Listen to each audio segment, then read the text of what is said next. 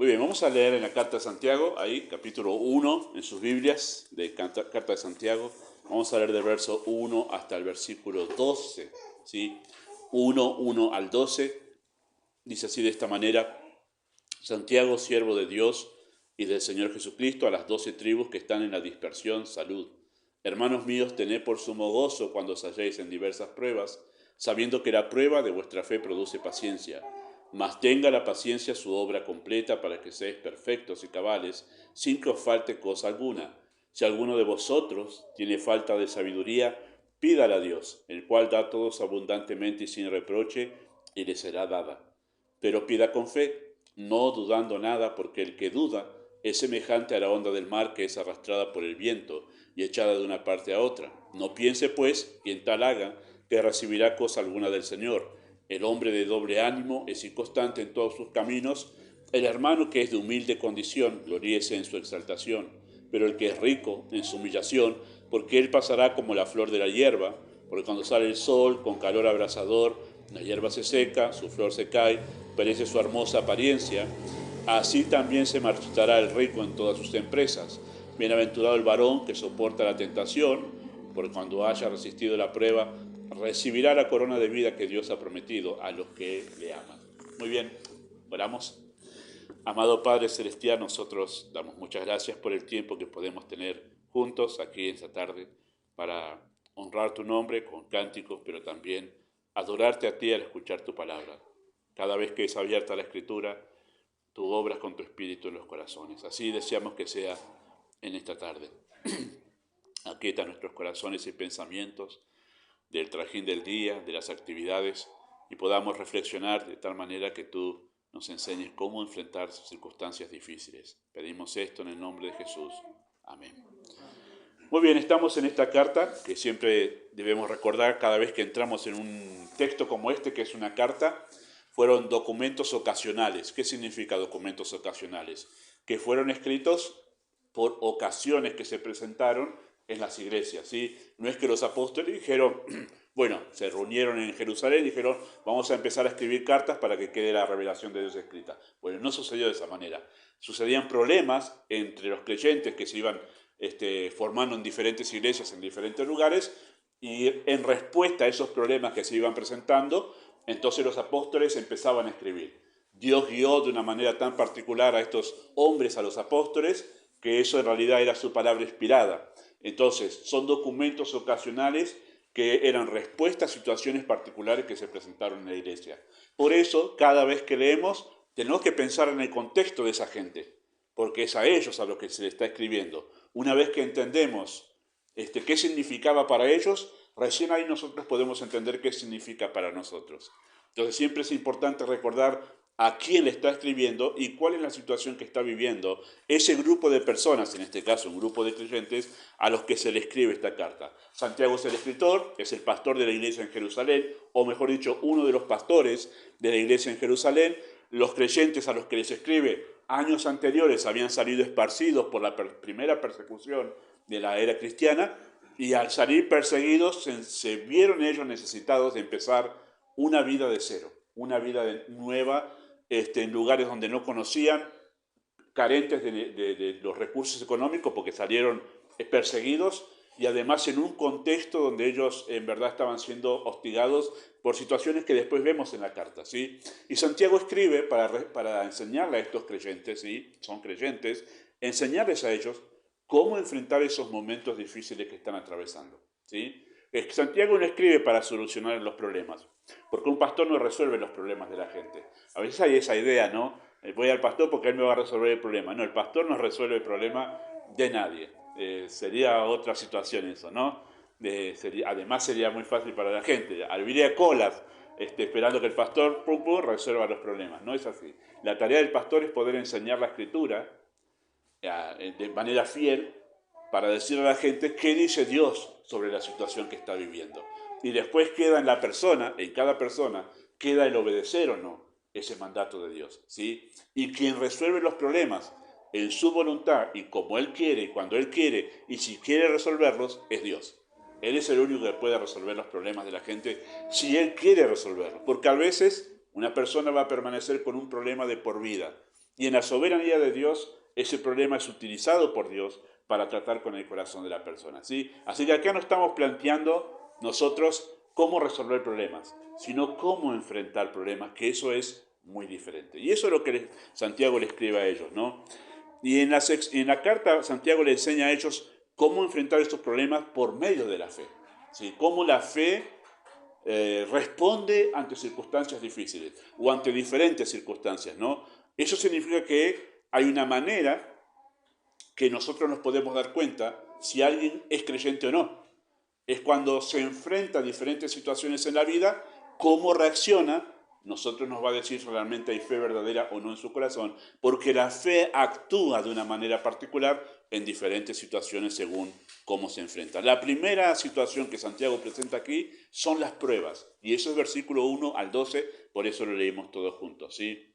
Y el eje central de esta sección, versículo 1 al 12, que es la fe, cómo actúa la fe cuando se enfrenta a las pruebas, ¿sí? El eje central es ese mandato que nosotros encontramos allí en el texto, en versículo 2, hermanos míos, tened por sumo gozo cuando se halléis en diversas pruebas. Ese imperativo, ¿sí? Ese imperativo, tened por sumo gozo, es un mandato que tenemos allí. Ese es el eje de toda esta sección. Hay un mandato, dice, ustedes deben tener por sumo gozo. Esa palabra tener, que está en el texto, en el griego original, tiene esta idea, la idea de considerar, la idea de asumir una postura ante la prueba, o sea, la idea de asumir una forma de pensar, ¿sí? Un criterio ante la prueba. Es como que llama a la reflexión, esa palabra llama a pensar, a reflexionar, a adoptar un criterio acerca de las pruebas, ¿no? O una nueva perspectiva acerca de las pruebas. Y Santiago llama a adoptar una perspectiva bíblica acerca de los conflictos y las situaciones difíciles que el creyente asume. ¿Cuál es esa postura? Bueno, es mirar las pruebas como un motivo de gozo. Y esa es lo que Santiago trata de cambiar, ayudar a cambiar en la mente de los creyentes.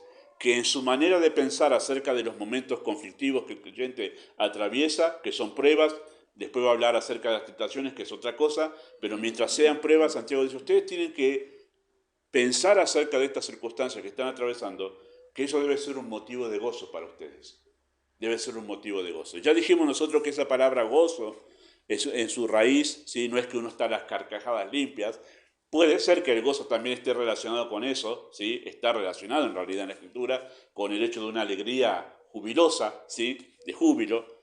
Pero también uno puede manifestar gozo mostrándose saludable, porque esa es la idea de la palabra en el original, ¿no? Viene de una raíz que significa estar sano, estar saludable, ¿sí? Y es la idea de que uno, muy a pesar de las duras circunstancias que está atravesando, a la persona que tiene esa fe que viene solamente del cielo, se lo puede ver bien, en buen estado, con una buena actitud, con un buen semblante, aunque no necesariamente esté a las carcajadas limpias, ¿no? Se lo puede ver con gozo porque está atravesando el momento, pero no se queja. Está atravesando el momento, pero no reniega. Está atravesando ese momento difícil, pero no está despotricando contra todo, sino se lo ve sereno, calmado, aunque ese pie quebrado no le permite hacer una sonrisa de oreja a oreja, pero sí se lo ve calmado. Eso es gozo. Eso es gozo también. Bueno, Santiago va a dar razones en esta sección, ¿sí? Versículo 1 al 12, va a dar razones de por qué el creyente puede asumir una postura. Se trata de una manera de pensar, un cambio en mi manera de pensar acerca de las pruebas, de no mirarlas como, wow, qué desgracia, esto es una desgracia. En lugar de pensar que es una desgracia, Santiago dice, ustedes pueden asumir una postura diferente, una postura de gozo, de que esto realmente es algo que me llena de gozo a mí, al pensar que Dios está utilizando estas circunstancias, ¿no? Y da razones aquí, ¿sí? Así que la propuesta de estos 12 versículos es que el creyente tiene poderosas razones para asumir una actitud de gozo ante las pruebas. ¿Cuáles son? Bueno, ya vimos una nosotros, la última vez que vimos la carta, y es que producen madurez. Por eso es que las pruebas podemos tomar a nosotros como un motivo de gozo, porque producen madurez. ¿Sí? Versículos 2 al 4, es algo que nosotros ya vimos la última vez. Dice que el propósito de las pruebas para que sean perfectos y cabales. Esta palabra perfectos y cabales es ser maduro, madurar como creyentes, madurar en nuestro carácter. ¿Sí? Las pruebas hacen eso, en realidad. Así que uno dice, wow, no es fácil atravesar este momento difícil, pero yo sé que a través de esto Dios está madurando mi carácter, está enseñándome a ser realmente como Cristo, a ser más calmado, a ser más paciente, a ser más benévolo, realmente a tener mayor cautela, a ser más prudente. Eso es lo que está haciendo Dios con estas pruebas y con estas dificultades, ¿no? Así que es un motivo de gozo saber que Dios utiliza las pruebas para mi madurez espiritual. Pero hay un segundo motivo que el texto nos muestra a nosotros, que es una razón, mejor dicho, para que nosotros podamos asumir una postura de gozo ante las pruebas. Y es en segundo lugar, versículos 5 al 8, que el creyente puede tener gozo en las pruebas porque por medio de ellas, ¿sí?, el creyente es motivado a depender de Dios. Por medio de las pruebas el creyente es motivado a depender de Dios. O sea, Dios utiliza los momentos difíciles para impulsarnos a nosotros a depender de Él. Y eso es versículo 5 hasta el versículo 8. Noten cómo comienza el versículo 5. Si alguno de vosotros tiene falta de sabiduría, pídala a Dios, el cual da a todos abundantemente y sin reproche. ¿Sí? El creyente es motivado a depender de Dios. Ese conector y, con el que comienza el versículo 5, ¿sí?, dice, y si alguno de vosotros tiene falta de sabiduría, ese conector, como lo indica su palabra, está conectando. ¿Qué está conectando ese conector? Bueno, está conectando lo que acaba de decir con esto que ahora va a decir. ¿Qué significa eso?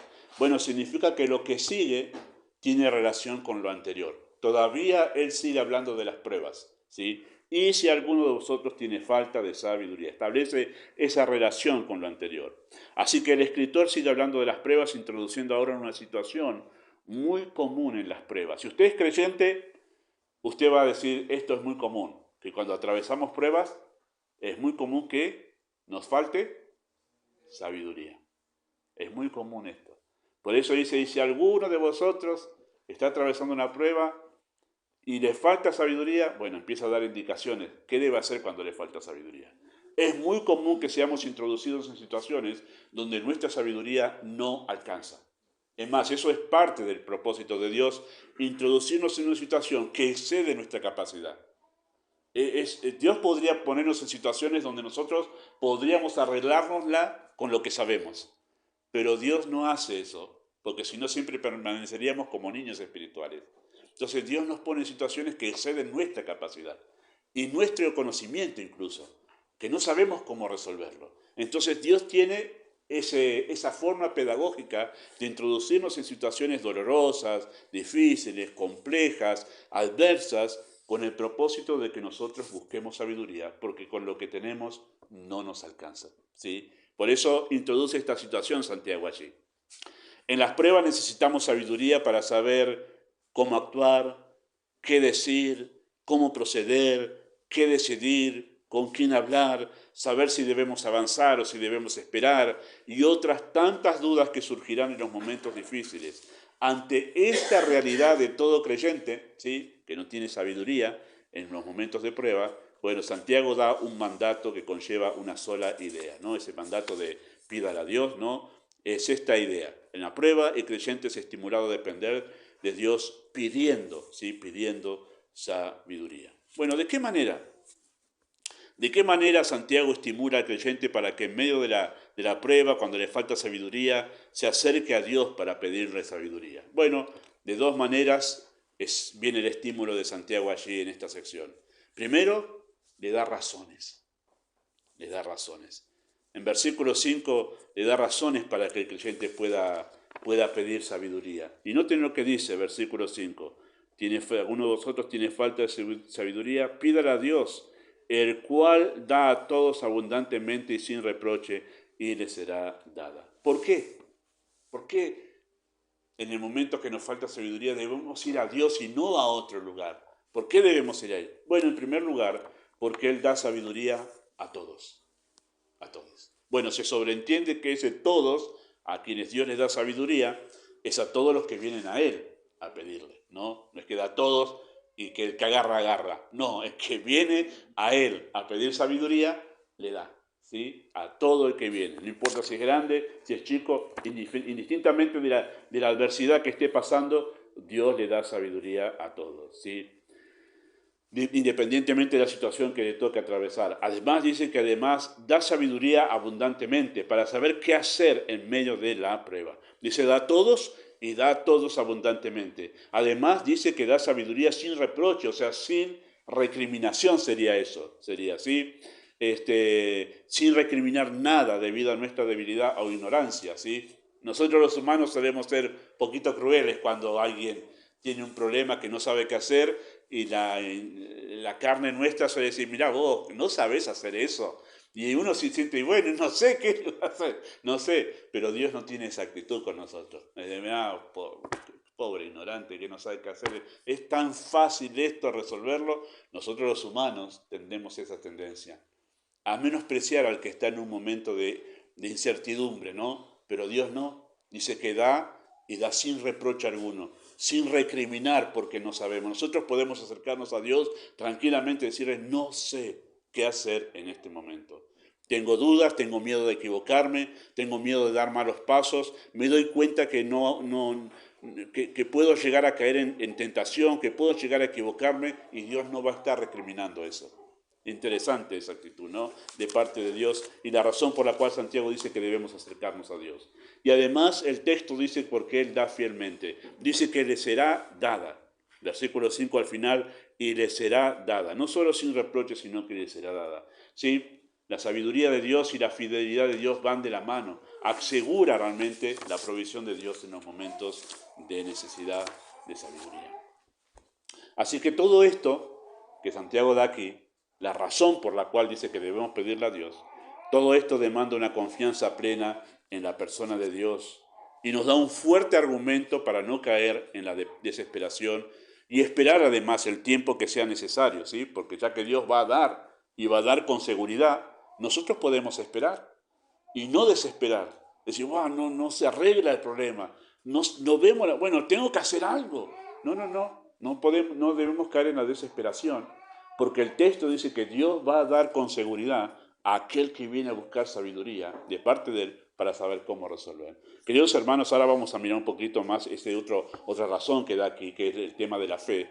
Pero no hay dudas que la desesperación y la ansiedad pueden llevarnos a cometer errores graves en nuestra vida espiritual. Apresurarnos, como el caso de Saúl, que no venía Samuel y después dijo, bueno, voy a ofrecer yo un sacrificio porque acá el pueblo se me está desertando. Y cuando ofreció el sacrificio, vino Samuel y le dijo, locamente has hecho.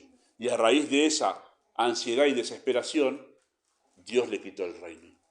Así que la ansiedad trae consecuencias que nosotros a veces no medimos a largo plazo. Por eso es que nosotros debemos tener esta confianza plena que Dios sin duda al que viene a él a pedir sabiduría, le va a dar sabiduría. ¿Sí? El rey Ocosías, y esto está en 2 de Reyes capítulo 1, no hace falta que lo busquen, pero el rey Ocosías había caído por una ventana y estando enfermo mandó mensajeros a Baal-Zebub, ¿sí? Es un dios de la nación de Ecrón, para consultarle si había de sanar o no. Y mediante el profeta Elías, Dios lo recrimina diciendo, no hay Dios en Israel que vais a consultar a Baal-Zebub, dios de Ecrón. Así que a veces los creyentes confían más en la psicología, en las ideas políticas o ideologías políticas, en los criterios seculares como la viveza criolla, e incluso confían más en el horóscopo que en la palabra de Dios. No sería extraño encontrar creyentes en las iglesias, mejor dicho, personas que dicen ser creyentes, que te preguntan de qué signo sos. No sería raro. Y no sería raro verlo después que están abriendo sale en el diario. No sé si sale en el diario ya, pero que abren el horóscopo para ver qué suerte le va a tocar en el día. ¿No? Bueno, hay gente que hace eso, en realidad. Cuando nosotros tenemos 3000 y pico de versículos en la Escritura, que son mejores que el horóscopo, ¿no? 3000 y pico de versículos para levantarnos y ver el consejo de Dios para nuestra vida cada día, ¿sí? Bueno, en segundo lugar, además de dar una razón fuerte, una poderosa razón para acercarnos a Dios, que Él da a todos, que Él da abundantemente, que Él da sin reproches y que Él da con seguridad, con fidelidad. En segundo lugar, lo que hace el escritor es estimular, enseñando la manera en que debemos acercarnos a Dios a pedir sabiduría. Y eso es versículo 6 al 8. Dice que pida con fe, no dudando nada, porque el que duda es semejante a la onda del mar que es arrastrada por el viento y echada de una parte a otra. Debemos pedir, sí, pero debemos pedir con fe. ¿Sí? ¿Y qué significa pedir con fe? Porque a veces decimos, yo pido con fe, y parece como que nos agarramos así, hacemos fuerza interior para decir, que sea con fe, ¿no? Y parece como que es una intención que nosotros tenemos de cuanto más positivo decimos la cosa, más fe pareciera ser que hay ahí. Bueno, no es eso, no es eso. El texto lo aclara en realidad. Por eso siempre el texto nos responde las preguntas que podamos hacer. Santiago aclara ahí qué es lo que significa pedir con fe. Bueno, seguidamente dice, no dudando nada. Eso es pedir con fe. No dudando nada. ¿Y qué es nada? No dudo nada acerca de qué. No dudo que el sol va a salir. No, todo tiene un contexto ahí. Lo que acaba de decir es que Dios le va a dar sabiduría. ¿Cómo nos va a dar Dios sabiduría? Siempre va a ser por medio de su palabra. Así que dice, no dudando nada de los consejos de la Escritura se refiere ahí. Vamos a dar un ejemplo muy sencillo, ¿sí? Y muy cotidiano, si es que esto pasa en su familia, ¿no? Los padres tienen el desafío, cuando los chicos son pequeños, como hay aquí algunos y algunos no tan pequeños, de ejercer disciplina, ¿no? Y he notado que uno de los miedos de los papás, por todo este movimiento de psicología que vino desde los años 80, es, no, yo no lo voy a castigar cuando se porta mal, yo soy de hablar. Está bien si con hablar ustedes, papás, logran que sus hijos les obedezcan a ustedes, porque ese es el propósito de disciplina, que obedezcan y que ellos corrijan las cosas malas que hacen. Pero la tendencia es, bueno, no, está bien, la Biblia dice, pero yo soy más de que no, eso ya es muy antiguo, está bien que lo dice la Biblia, que discipline, que corrija a mi hijo, pero no. Bueno, entonces en ese momento hay como una duda ahí. ¿Duda de qué? De que lo que Dios dijo acerca de la crianza es verdad.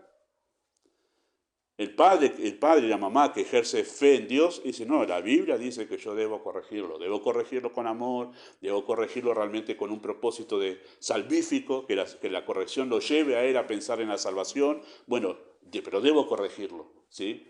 Ahí donde los papás están ejerciendo fe. Cuando ellos en verdad confían en lo que Dios dice sin dudar nada. Yo no puedo ver ahora los frutos de esto, pero en realidad yo no dudo que lo que Dios dice es la verdad. Bueno, un ejemplo muy sencillo de eso, ¿no? Por ejemplo, otro más muy práctico, sencillamente así. Voy a vender un coche, el coche está más o menos, pero yo para que me den más no le digo al que le vendo que está roto el coche. Bueno, de esa manera yo puedo.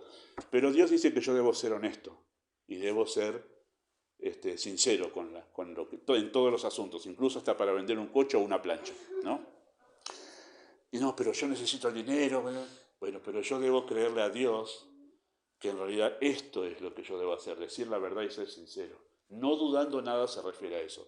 Yo confío que los principios de la palabra de Dios es la manera correcta de hacer las cosas y la manera correcta de responder en este momento, en esta situación. ¿Sí? Cuando estamos bajo presión somos tentados nosotros a no obedecer a Dios, a hacer las cosas a nuestra manera. Bueno, no dudando nada es que en ese momento digo, no, muy a pesar de la circunstancia difícil que yo estoy viviendo, yo no dudo que esto es lo correcto, lo que Dios me dice que yo tengo que hacer ahora. ¿Sí? ¿Cuántos en verdad, el día que hay reunión en la casa del Señor, dicen, bueno, no, pero hay este compromiso con esto, pero pero... Y entonces está la duda allí. Bueno, cosas muy sencillas donde nosotros debemos obrar con fe. Y obrar con fe significa eso, no dudando nada de lo que Dios me ha aconsejado para este momento de la circunstancia difícil, ¿sí? Así que a eso se refiere, una convicción plena en la palabra de Dios, no dudando nada, afirmándose en la verdad acerca de Dios. De Abraham se nos dice esto, no dudó por incredulidad de la promesa de Dios, sino que se fortaleció en fe, ¿sí? Plenamente convencido de que Dios era también poderoso para hacer todo lo que había prometido, ¿sí? Esta convicción evitará que sea como las olas del mar que son manipuladas por el viento. ¿Han notado eso? Versículo 6, no dudando nada, porque el que duda es semejante a la onda del mar, que es arrastrada por el viento y echada de una parte a otra. ¿A qué se refiere eso? ¿A qué se refiere? Bueno, es muy común, en verdad, que la persona que no confía en Dios, el creyente que no confía en Dios, Es muy común que se deje arrastrar por la presión de las circunstancias del momento, que sea manipulado por esa circunstancia, en lugar de él mantenerse firme y estable sin dejarse presionar por la circunstancia difícil, ¿sí? El que se deja presionar, porque no confía en Dios, sino que se deja presionar por la circunstancia difícil, es como la onda del mar. La onda del mar está a merced de la fuerza del viento. El viento sopla de acá y hoy va para allá. El viento mañana sopla de acá y mañana va para allá. Bueno, hoy las circunstancias están bárbaras, están tranquilas. Hoy todo bien con Dios. Mañana las circunstancias apremian y mañana, bueno, Dios, un momentito, ahora las circunstancias me llevaron para otro lado. Bueno, la persona que no obra con fe es muy probable que sea llevada por las circunstancias que está viviendo, más que por las convicciones en la palabra de Dios. Más que por las convicciones en la palabra de Dios. Por eso suele ir cambiando de una cosa a otra, e ir de un lado a otro sin un punto fijo. ¿Sí? Va para donde el viento sopla, solemos decir. En este caso es literal la analogía acá. Va para donde el viento sopla. Y por eso a veces se los ve en la vida de fe y después por un tiempo no se lo ve. Y después vuelve a estar en la vida de fe. ¿Por qué? Porque en verdad no tiene convicciones en las cuales apoyar esa fe. Por eso va para donde el viento sopla y es inconstante en todos sus caminos. ¿Ha notado eso? Versículo 6, el que es arrastrado del viento y echado de una parte a otra, no piense pues quien tal haga recibirá cosa alguna del Señor. El hombre de doble ánimo es inconstante en todos sus caminos. ¿Sí? Tiene una conducta errática. La persona que no tiene convicciones tiene una conducta errática. Es inconstante, no tiene constancia, ¿sí? En todos sus caminos.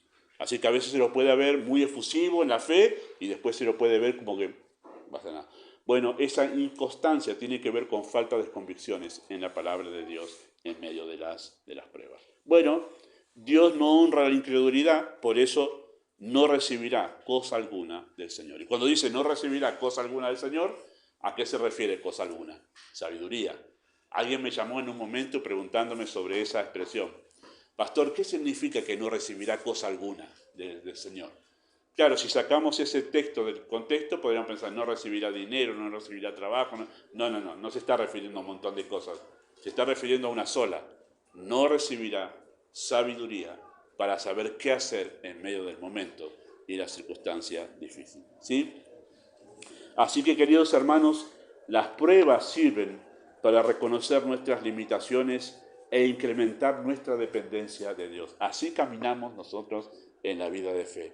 Caminamos en dependencia de Dios. No siempre vamos a tener la respuesta para saber qué hacer. No siempre vamos a tener la respuesta para saber qué decidir, a dónde ir, cómo hablar, qué hacer. Bueno, necesitamos depender de Dios. Y por eso es tan importante estar apegado a las Escrituras, porque es la manera en que Dios nos va a guiar cada día, cada momento. El creyente puede ver las pruebas, como un instrumento que Dios ha provisto para que desarrollemos nuestra mayor dependencia, apego a Él. Las pruebas deberían acercarnos a Dios y este es uno de los motivos para buscar de Él sabiduría. Así que eso debería cambiar nuestra manera de pensar acerca de los momentos difíciles y pensar, en lugar de pensar, wow, qué mala suerte que tengo, pensar, quizás Dios lo está utilizando para llevarme más cerca de Él porque yo me he estado alejando de Él y que yo pueda estar más dependiente de Él porque he descuidado un poquito la Escritura. Y pensar de esa manera no es bueno porque Dios está evitando que yo ande en un camino errático de aquí para allá.